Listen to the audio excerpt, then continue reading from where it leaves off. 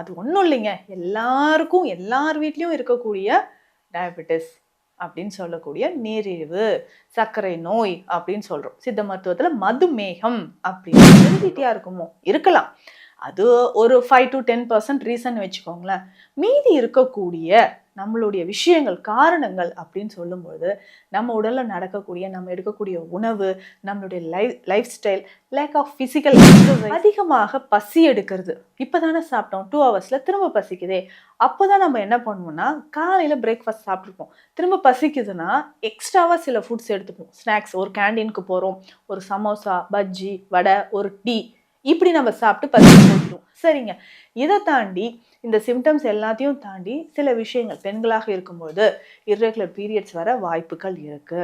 திடீர்னு வெள்ளைப்படுதல், mood swing வர்றது, இந்த மாதிரி இருக்குங்க. ஒருவேளை நீங்க கன்சீவா இருக்கிறீங்கன்னா கட்டாயமாக உங்களுடைய thyroid லெவலையும். Welcome to Nitya's Varam, where ancient Siddha tradition meets modern healing. Experience the difference. வரம் நேயர்களுக்கு வணக்கம். நான் டாக்டர் நித்யா, சித்தா ஃபிசிஷியன். சித்தர்கள் அருளால் தொடர்ந்து பல பதிவுகளில் நிறைய விஷயங்களை பற்றி நம்ம பார்த்துட்டு வரோங்க. இந்த பதிவில் நிறைய பேருக்கு நமக்கு இந்த பிரச்சனை இருக்குன்னே தெரியாமல் கொஞ்ச நாளில் அது ரொம்ப அளவுக்கு அதிகமாக நமக்கு பிளட்டில் அதிகமாகிடுச்சுன்னா அதுக்கப்புறம் இதுக்கான ட்ரீட்மெண்ட்டை நம்ம எடுக்கிறோம். அது ஒன்றும் இல்லைங்க, எல்லாருக்கும் எல்லார் வீட்லேயும் இருக்கக்கூடிய டயபெட்டிஸ் அப்படின்னு சொல்லக்கூடிய நீரிழிவு, சர்க்கரை நோய் அப்படின்னு சொல்கிறோம். சித்த மருத்துவத்தில் மதுமேகம் அப்படின்னு நம்ம சொல்கிறோம். இந்த மதுமேகம் பிரச்சனை இருக்குது அப்படின்னு சொல்லும்பொழுது உடலில் சில மாற்றங்கள் நமக்கு நடக்குது. நம்ம நினச்சிட்ருப்போம், ஏஜ் 30 தானே ஆகுது, 35 இயர்ஸ் தானே ஆகுது, நமக்கு எங்கெங்க சுகர் வரப்போகுது. சொன்னால் நீங்கள் நம்ப மாட்டீங்கங்க, 28 வயது 24 வயது இருக்கக்கூடியவங்களாம் நம்மக்கிட்ட இப்போ ட்ரீட்மெண்ட்டுக்கு வராங்க, ட்ரீட்மெண்ட் எடுத்துகிட்டு இருக்கிறாங்க. இதில் ஒரு நல்ல விஷயம் அப்படின்னு பார்த்தோம்னா, 35 வயதுக்குள்ளே உங்களுக்கு சுகர் இருக்குன்னு வச்சுக்கோங்களேன், கண்டிப்பாக அதை சரி செய்ய முடியுங்க. நீங்கள் நார்மலாக வந்துடலாம். ஏன்னா அந்த வயது வரைக்குமே நம்ம சொல்கிறத உங்கள் உடல் கேட்கும். நீங்கள் இது சொல்கிறீங்கன்னா உங்கள் உடல் கேட்குங்க. ஒரு 40 வயது 45 வயது கடந்துச்சுன்னு வச்சுக்கோங்களேன், நீங்கள் நினச்சாலும் சில விஷயங்களை செய்யவே முடியாது.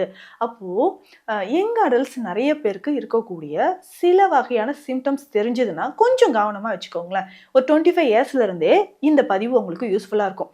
ஆமாம், சுகர் பற்றி இவங்க ஏதோ சொல்கிறாங்க, நமக்கு தேவையில்லையே அப்படின்னு நீங்கள் நினச்சிங்கன்னா ஒரு 25 இயர்ஸ்க்கு அப்புறம் 25 வயதில் இருக்கிறீங்களா, 35 வயதுக்குள்ளே இருக்கிறீங்களா, கண்டிப்பாக உங்களுக்கு இந்த சிம்டம்ஸ்லாம் தெரிஞ்சதுன்னா உடனே பிளட் டெஸ்ட் எடுத்து சுகர் லெவல் எவ்வளோ இருக்குன்னு செக் பண்ணிக்கோங்க. ஏன்னா இந்த காலத்தில் யாரையுமே நம்ப முடியல அப்படின்ற மாதிரி நம்ம உடலையே நம்மளால் நம்ப முடியல, அந்த கண்டிஷன் வந்துருச்சு. ஏன்னா யாருக்கு வேணாலும் சைலண்ட்டாக சுகர் வர ஆரம்பிச்சிருது. அதுக்கு காரணமும் நம்மளே தான் இல்லையா? அப்போது நம்ம உடலில் சுகர் லெவல் எப்படிங்க மெயின்டைன் ஆகுது, ஏன் இது டக்குன்னு நமக்கு அதிகமாகுது? ஹெரிடிட்டியாக இருக்குமோ இருக்கலாம்.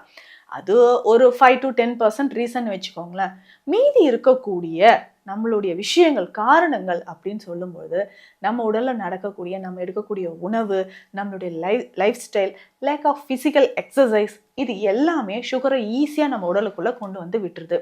இன்சுலின் ரெசிஸ்டன்ஸ் அப்படின்னு நம்ம சொல்கிறோம் இல்லைங்களா, இந்த கண்டிஷன் தான் பெரும்பாலும்.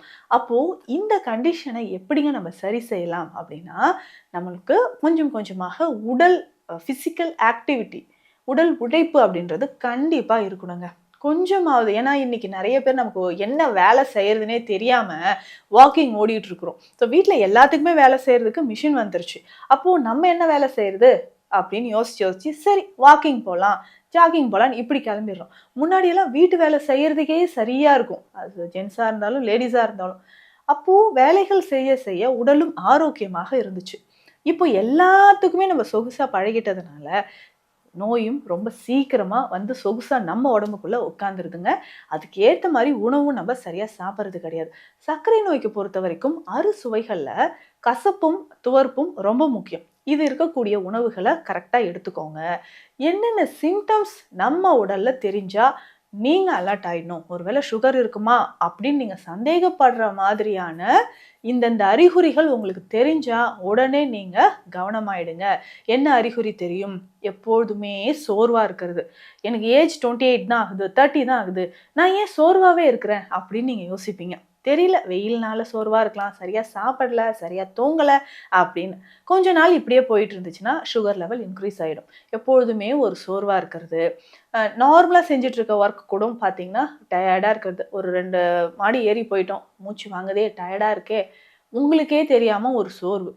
அதிகமாக பசி எடுக்கிறது. இப்பதானே சாப்பிட்டோம், 2 ஹவர்ஸ்ல திரும்ப பசிக்குதே. அப்பதான் நம்ம என்ன பண்ணுவோம்னா, காலையில பிரேக்ஃபாஸ்ட் சாப்பிட்டுருப்போம். திரும்ப பசிக்குதுன்னா, எக்ஸ்ட்ராவா சில ஃபுட்ஸ் எடுத்துப்போம். ஸ்நாக்ஸ், ஒரு கேண்டீனுக்கு போறோம். ஒரு சமோசா, பஜ்ஜி, வடை, ஒரு டீ இப்படி நம்ம சாப்பிட்டு பசிய போக்கிடுவோம். திரும்ப டைரக்ட்டா லஞ்ச். இந்த மாரி எக்ஸ்ட்ராவா ஃபுட் சாப்பிடுறதுனால, சுகர் லெவல் கண்டிப்பா இன்க்ரீஸ் ஆகுறதோட மட்டும் இல்லாம, உடல்ல பேட் கொலஸ்ட்ரால் லெவலும் கிடுகிடுன்னு இன்க்ரீஸ் ஆகுது. ஹைப்பர் டென்ஷன் அப்படின்னு சொல்லக்கூடிய பிளட் பிரஷரும் உங்களோட சேர்ந்து வந்துருதுங்க. அப்போ அடிக்கடி பசி எடுக்குதா? கவனமா இருங்க. இரவு நேரத்துல 2 முறை, 3 முறை இப்படி யூரின் போயிட்டே இருக்கீங்களா? ரொம்ப ரொம்ப கவனமா இருங்க. பார்டர்லைன் டயபிட்டிஸ் அப்படின்னு ஒரு சிம்ப்டம்ஸ் இருக்கு. அதாவது சுகர் வர்றதுக்கு அதாவது வருமா? வராதா? அப்படின்ற மாதிரி நான் பார்டர்ல நிக்கிறேங்க அப்படின்னு சொல்லிட்டாங்க. லேப்லயே சொல்லி தான் அனுப்பிச்சாங்க. பார்டர்ல இருக்குங்க, கொஞ்சம் கேர்ஃபுல்லா இருங்க. சுகர் வர மாரி இருக்குன்னு சொல்லி அனுப்பிச்சுட்டாங்க அப்படின்னா, ஓகேங்க. ஆனா அத கண்டிப்பா ரிவர்ஸ் பண்ணி ஒரே மாசத்துல நார்மலுக்கு கொண்டு வர முடிஞ்சிரும். அப்போ அதற்கான விஷயங்கள் என்னன்றத நீங்க ஃபாலோ பண்ணிக்கோங்க. கண்டிப்பா நார்மலுக்கு வந்துருங்க. அதையும் நீங்க ஃபாலோ பண்ணிக்கிட்டே வாங்களேன். அப்போ பார்டர்லைன் டயபிட்டிஸ் இருந்தாலும், இல்ல ப்ரீ டயபெட்டிக் ஸ்டேஜ்ல இருக்கிறீங்க அப்படின்னாலும், இந்த சிம்ப்டம்ஸ் எல்லாம் உங்களுக்கு தெரியும்.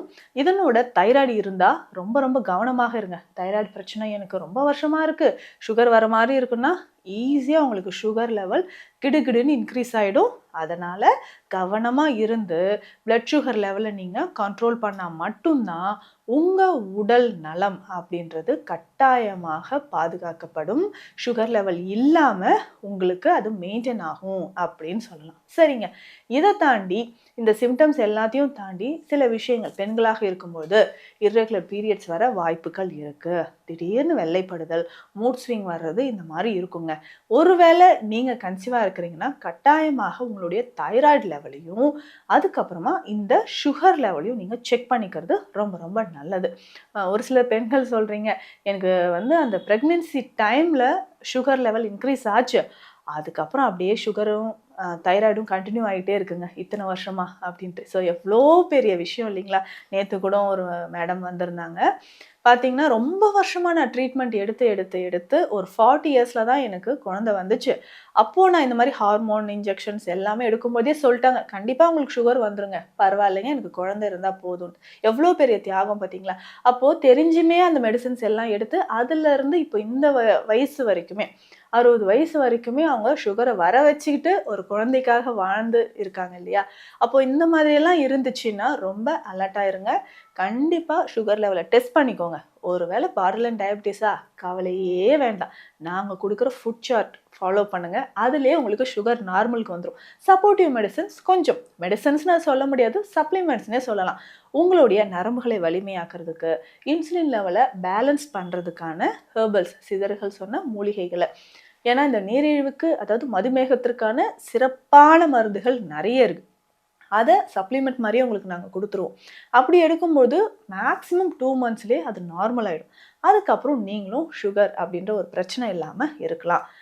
உங்களுக்கு இந்த சிம்டம்ஸ்லாம் தெரிஞ்சால் கவனமாக பிளட் டெஸ்ட் எடுத்து பாருங்கள். அதற்கேற்ற சித்த மருந்துகளும் நீங்கள் எடுத்துக்கோங்க. இது தொடர்பான மருத்துவ ஆலோசனைகளுக்கு ஸ்க்ரீனில் இருக்கிற நம்பருக்கு காண்டாக்ட் பண்ணுங்கள். நன்றி.